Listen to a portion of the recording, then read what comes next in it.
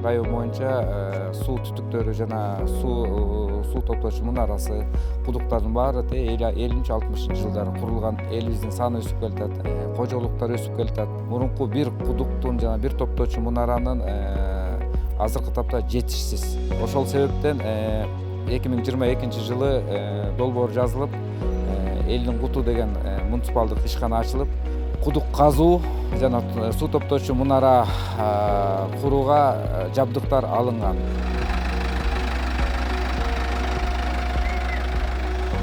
Муниципалдык ишкана Швейцария өлкөгүнүн поддержкасы менен түзүлгөн. Общий бюджет 6,5 миллион. Ошо 6,5 миллиондун 5 миллиону Швейцария мамлекетинен жардам берилген, 1,5 миллион Ысык көл фонд развитиясынан берилген болчу. Ошо 6,5 миллион эсебинен бул манипулятор, компрессорлор алынган, буровой трубалар, насостор алынган. Бүгүнкү күндө скважиналарды тазалоо, пуртетип кызмат кылабыз. Замена насос кызматтарды кылып келатабыз.